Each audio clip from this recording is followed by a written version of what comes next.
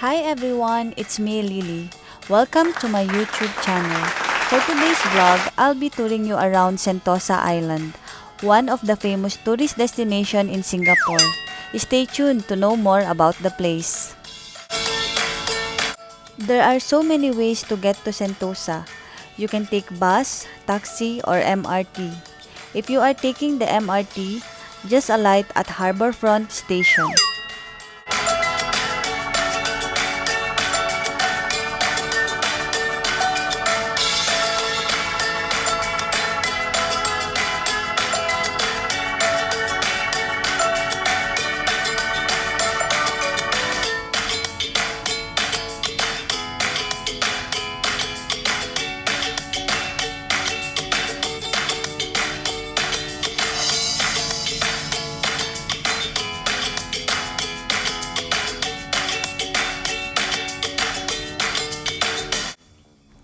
I will be jogging while I am touring you around Sentosa, but not as much as I did on my Marina Bay vlog.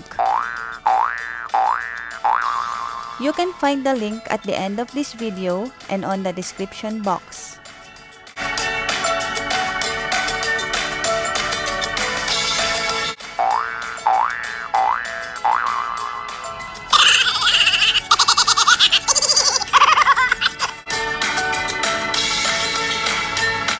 Once again, welcome to Sentosa!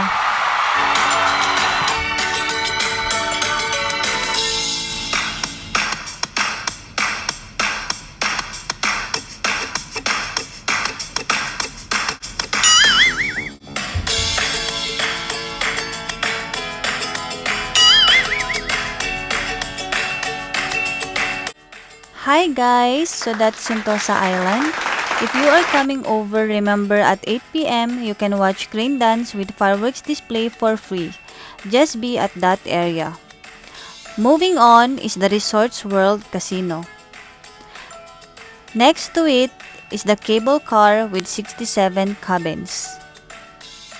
I'm pointing the boat terminal to Batam, Indonesia.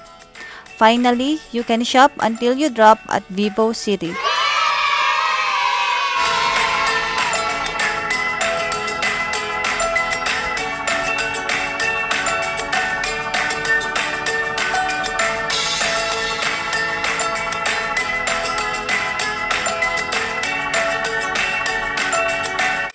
If you are heading here for a quick visit, you might want to take the monorail to Sentosa.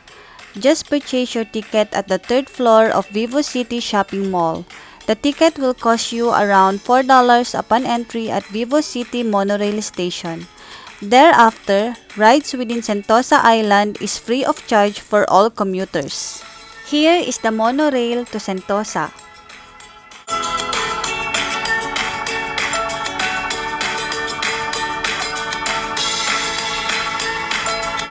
We are now on our way to Universal Studios Singapore.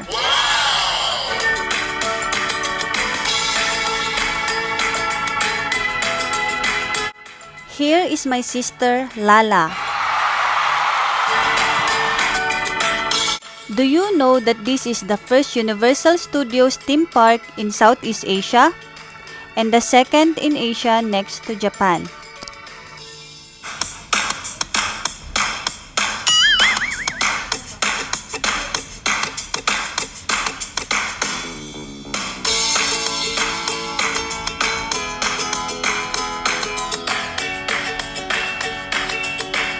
You can avail your USS ticket on those yellow booths. However, you can also purchase your ticket online for a less hassle transaction. We came here early in the morning, that is why the attraction is still closed at the moment.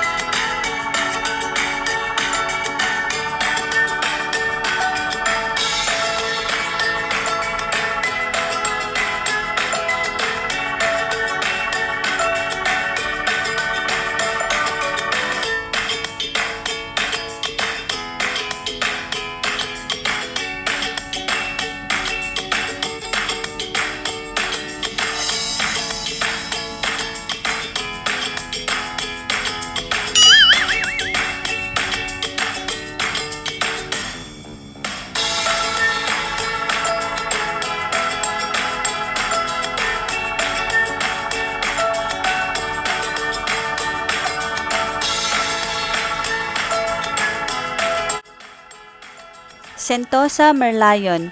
The biggest Merlion statue in Singapore was built in 1995.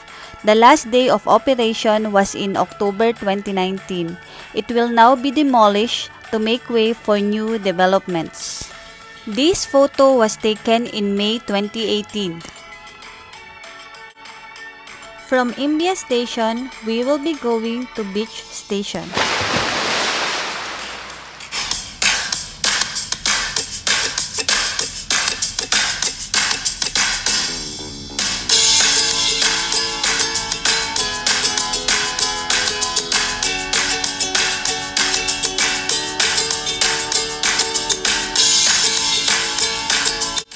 As I mentioned earlier, monorail rides within Sentosa Island is free of charge.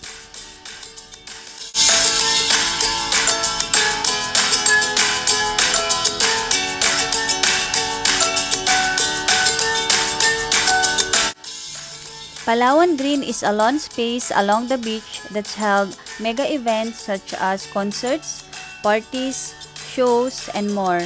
Currently, there's no event ongoing, so people come here for family bonding.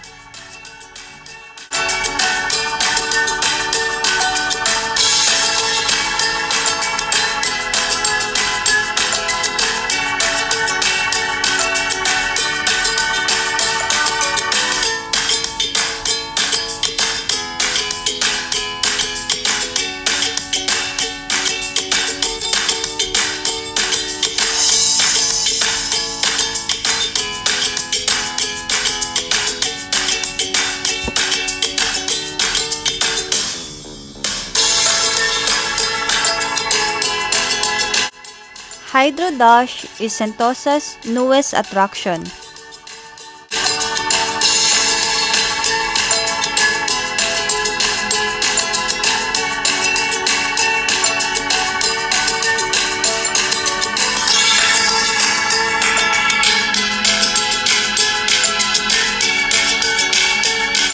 We are now entering at the floating bridge going to observation deck of the Palawan Beach. Do you know that Palawan Beach is man-made? Despite that, this beach is wonderful as it can be. It has fine white sand and palm trees.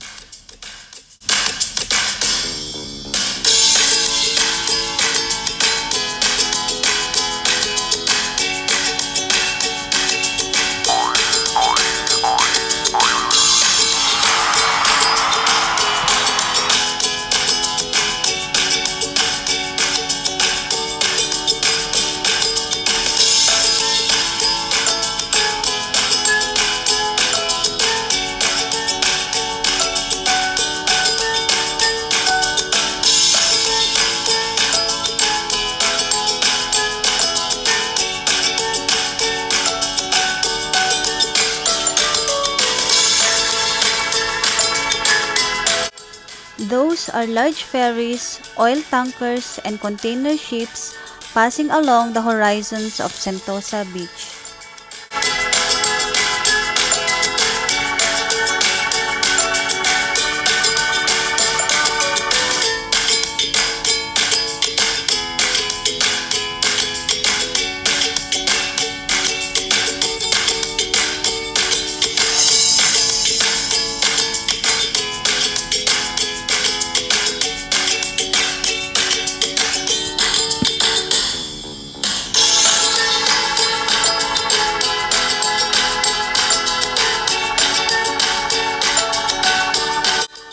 This is the scenery from the top of the observation deck.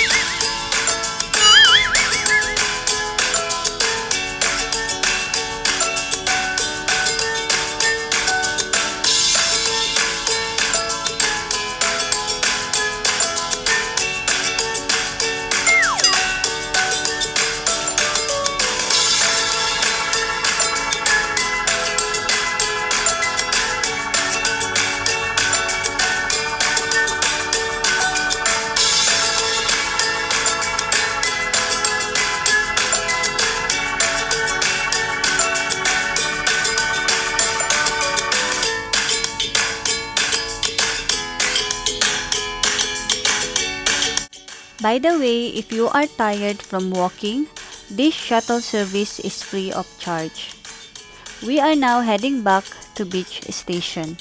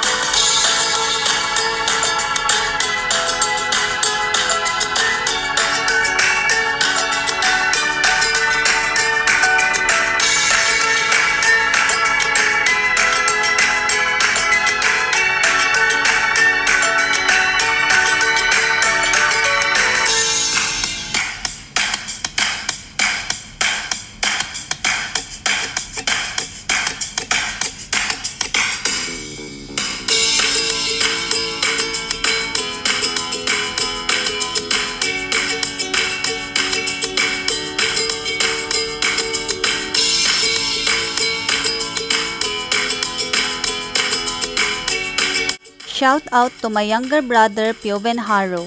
We love you and we miss you so much.